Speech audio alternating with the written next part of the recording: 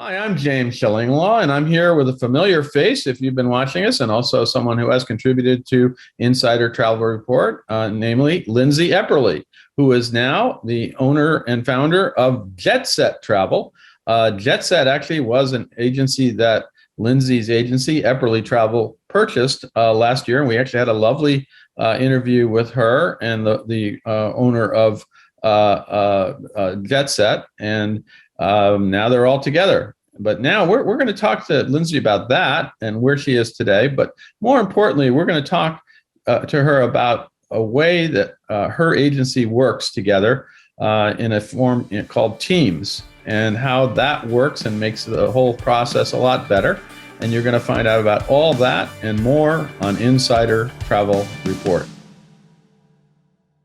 Now, Lindsay, first of all, we haven't talked. Well, we have talked, but we haven't really discussed. You bought Julia Pierang's agency, and I believe Julia is still working as an independent contractor for you.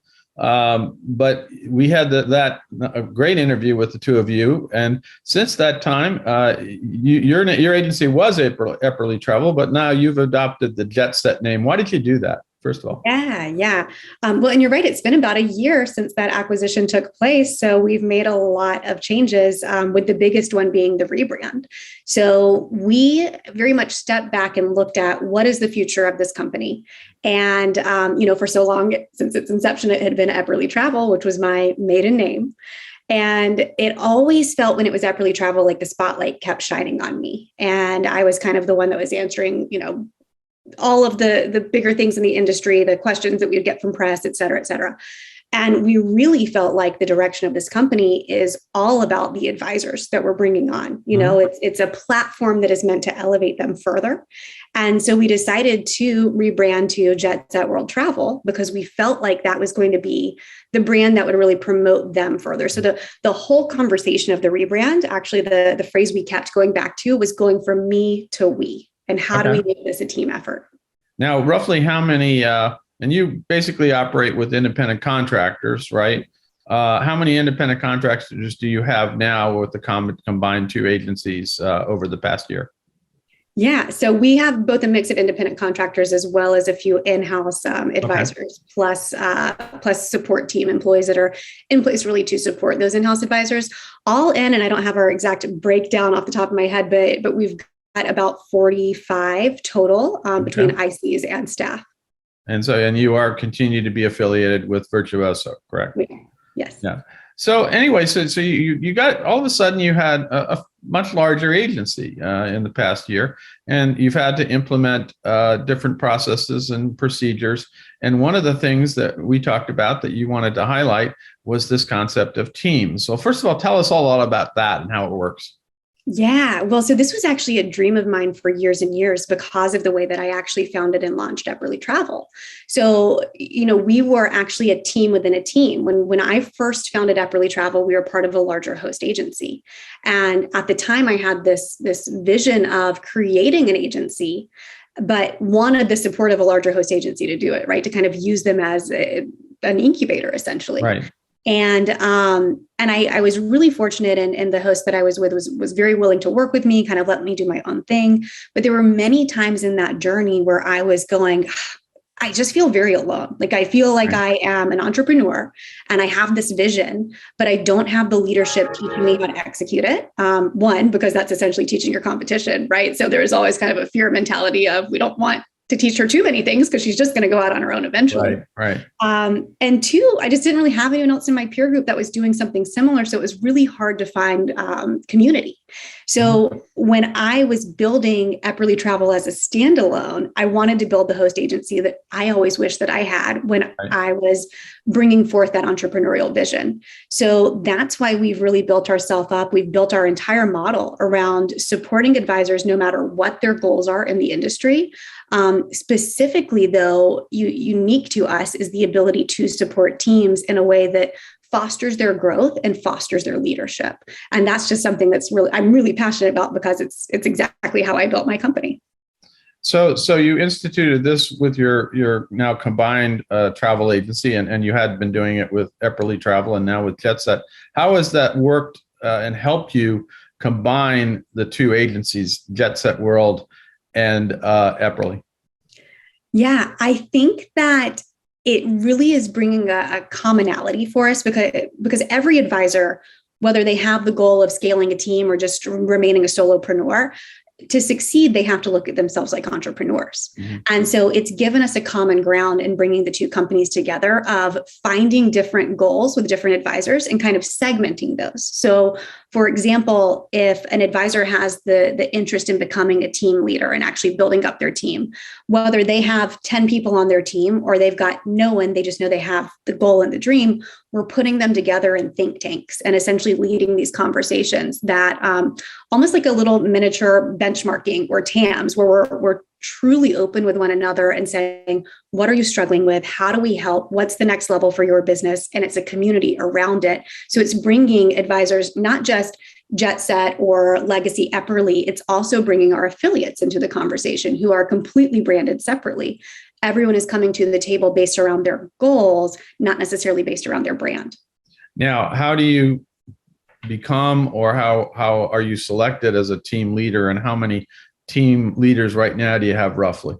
Yeah, it's really not something that we are necessarily selecting. It's self-selected. It's someone recognizing I'm at a point in my career where I feel very strongly about paying it forward and mentoring others. That's really the onus of most of our team leaders, is they have this desire to help train others as well. Right. But of course, they have the business desire too, right? They want to build something larger than themselves. And so these are individuals who are coming to us and saying, I know that I have this vision.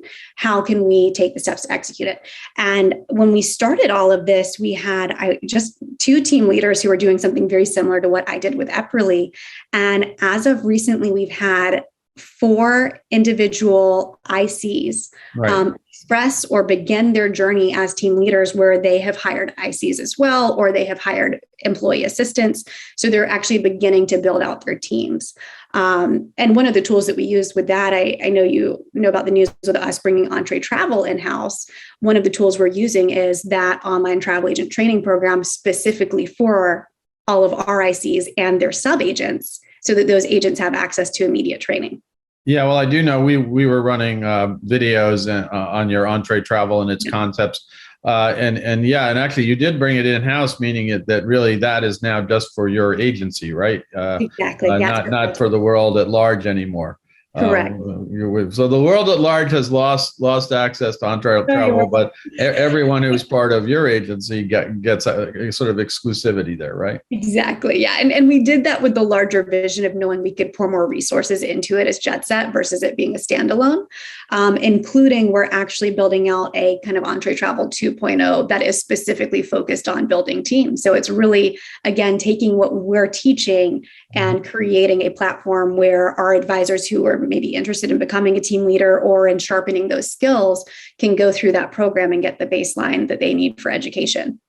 Now, to what level do people share business intelligence and information with you? Let's say you're a team leader and you have several travel advisors who are part of your team, and you mentioned TAMS, which is our Bob Jocelyn's consulting company, where you bring in travel agencies ostensibly that could be competitors, but they all share everything. They really get down and dirty and just figure out what works, what doesn't, the processes.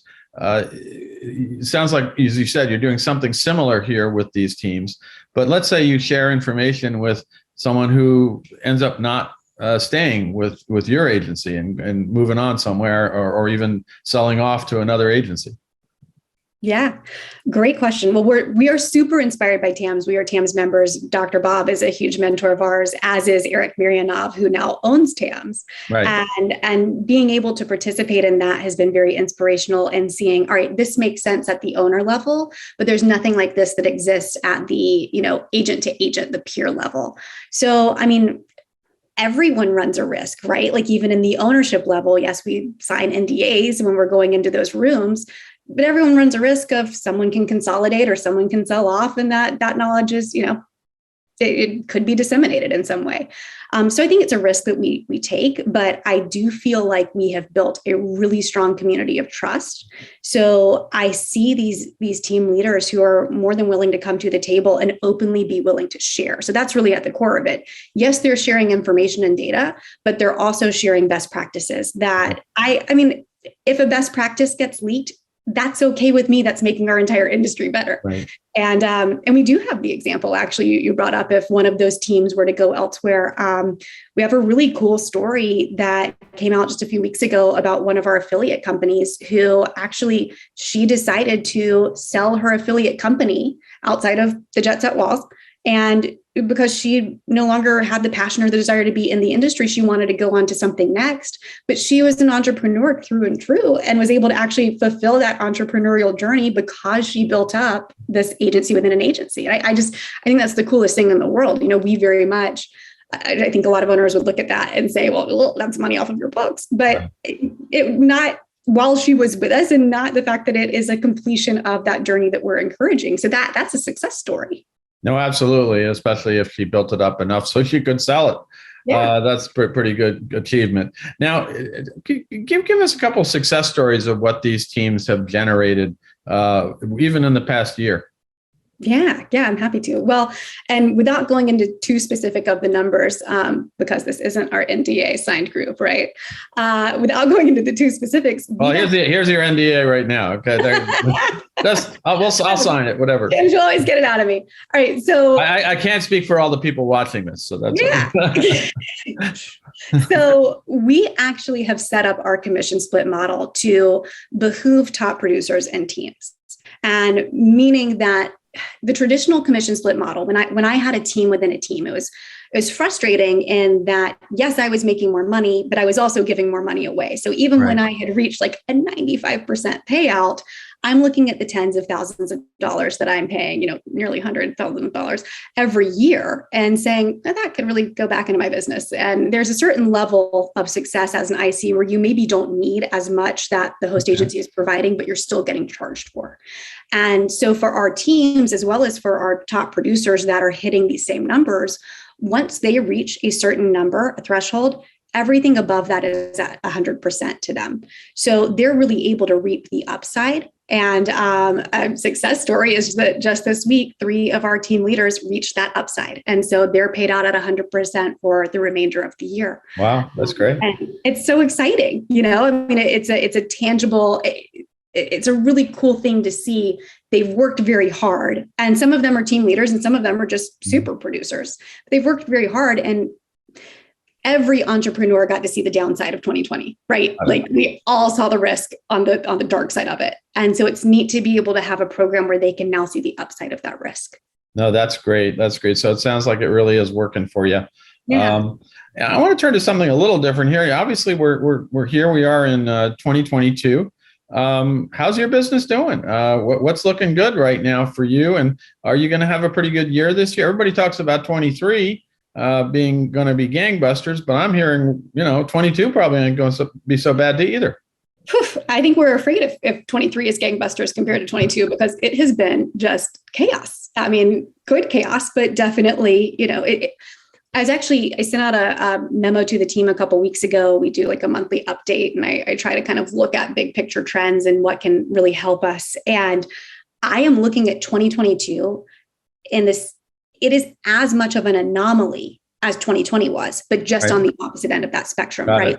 We're overbooking. We are overcrowded. We're having to answer to this demand that we all hoped and prayed for and knew was coming, but wow, it is more than we expected. Right. So the business is doing great. The advisors are doing great. They're reaping the benefits of so much, many of the seeds they planted back in 2020, just like hoping they would grow. Well, now they are just offshooting. So a large part of what we're doing right now is just the ensuring that everyone feels comfortable setting boundaries, saying yes to the right things and no to the wrong things, and having the grit to get through the next few months, because they're going to need that for this to be a career that they take with them for a long time, right? Like they'll burn out if they just say yes to everything right now. So to answer your question, business is going really, really well. But it is something that, as an entrepreneur and as a human, I really like to think about intentionally so that we can ensure our team sticks through this and it keeps enjoying it. Like it's a fun career, but it could be. Yeah, absolutely. Yeah. Now I remember way back when you first started, you're sort of focused a little bit on honeymoons and weddings and all that, because you were actually in college, right? And a lot of your friends and people you knew were getting married. I assume that's still a component of your business, but obviously not the only component anymore, right? Right. No, we have become a full-blown generalist agency with plans around the world at a 4 and 5-star level. I have actually personally stepped out of selling because it allowed me to focus on leading the company. So it's fun to go down memory lane with you on those days where I started off as a bright-eyed and bushy-tailed 19-year-old selling sandals honeymoons. We've come pretty far. No, that's great. But I was going to think about that because obviously honeymoons and weddings, that kind of business is most likely coming back because, some of these plans were delayed during the pandemic. And now they're, as most of the other ones, you've also got a lot of cruises out there with future cruise credits and future tour credits and a lot of things going on. So that's all on top of this, as people emerge from the pandemic with this pent up demand. So they want to go. And all these people that didn't get to go the last 2 years also want to go. So as you said, it's the perfect storm in a good way, right? Yeah. Compression is really, really hitting hard. It's interesting too that you bring up the honeymoon market because I have a lot of friends in the wedding industry. We partner very close with our wedding industry counterparts, just as much to send back destination wedding and honeymoon referrals to one another. And you've got weddings happening on Mondays and Tuesdays and Wednesday nights now. So the honeymoon market has come back tenfold in that so many had to move. And now it's not just you're dealing with every Saturday and Sunday honeymoon, or you're dealing with every night of the week. There is a wedding these days, which is just really wild. Yeah, no, I know my son and his wife seem to be going to weddings all the time, and they're about in your age range, and that's all they seem to do. I say, do you want to get together? So, oh no, I got a wedding this weekend. I'm like, or I have a wedding during the week. I'm like, is who's not getting married? I don't know. And if it's not that, it's somebody having a baby or something, So it's like that it doesn't stop. So yeah, we're definitely seeing, as we emerge, a lot of changes and really accelerating the market in certain things, such as weddings and honeymoons and destinations. But as you said, it's everything. It's everybody wants to come back and travel, and that's a good thing. Yeah, totally. Well, we're here for it. Yeah, absolutely. Now, anything else you want to tell us about this team's concept or any other concept? We're probably going to do another interview with you in a couple of months or something to talk about some of the other things that you're working on, because you were contributing pretty heavily to us before, but now Entre Travel is a secret, so we can't talk to you about that anymore. But maybe I'll let a few of the secrets out for the rest of our audience to enjoy, all of our 100,000 travel advisors, because I think you can out there benefit from what Lindsay has gone through and what she's doing. And she really has built up her agency tremendously since the time when I saw her as a 19-year-old. Oh my God, how many years ago was that? You're gonna make me feel old. 13, 14, I can't do math. I can't do math. I'm in my 30s now. Obviously, you let your husband do the numbers, right? That's right. That's why Jeremy's our CEO. Let Jeremy do the numbers, and you do. I'm same way, except I don't have anybody to do the numbers. But anyway, yeah. But as I got to tell you, you really have done an amazing job. First with Epperly, and now with Jet Set World Travel. The merger last year was very interesting and really, it showed what's going on in the market. You've done a successful merger during pandemic times, which must have been fun, but also, as you said, it's getting to be rewarding. But anything else you'd like to tell our audience at this point about your agency and how you're working with, let's say, teams and things like that? Yeah. Asking. We actually went into the pandemic as a virtual company, and we plan on remaining a virtual company, which, may or may not be a big breaking news type of thing these days. I think you've got a lot of hybrids out there, but you've got a lot who are returning back to the office. And for us, we've always been hyper intentional about building a virtual culture, because we fully believe the future of this industry is independent contractors based all around the US. And it's not just our ICs, also our in-house advisors are based all around the US, so us being able to support them where they are, which these days is virtual, and then seeing these teams grow on a virtual level, right? Where you've got a team leader in DC leading someone that is in Barcelona. I mean, that is just that is just amazing to me to be able to support that kind of future facing travel industry. So that's probably the last thing I'd say is, if anyone else is kind of thinking through that virtual culture and what that looks like, that's something that's often on the forefront of my mind. I'm always excited to talk about. We're always asking ourselves, like, how do we just like recreate the water cooler conversation or make sure that everyone is getting together. And we're also going to have an in-person summit this year. So we'll actually have them physically in person as well. Oh, what a revolutionary concept that might be. I know, right? I've heard those are pretty popular these years. So we jumped on the bandwagon. But just being able to bridge the other 52 weeks of the year. 51. Yeah. Well, that's why, we all discovered Zoom, although it was there.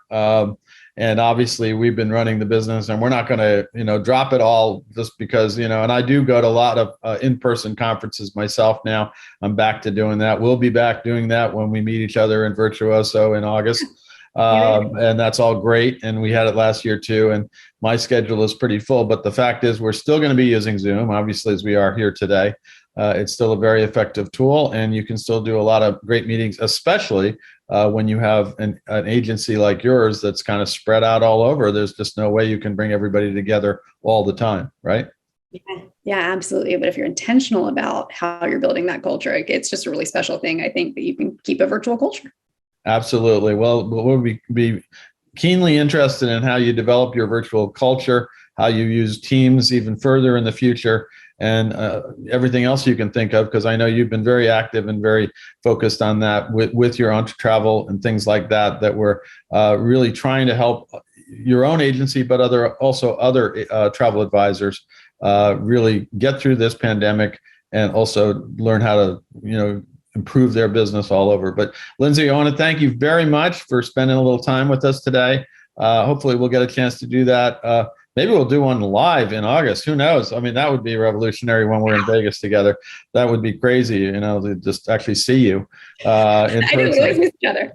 I know it is. We're so used to the virtual thing now. But again, thank you so much, and really good luck with Jet Set World down in the future. And we'll look forward to seeing you in Las Vegas in August.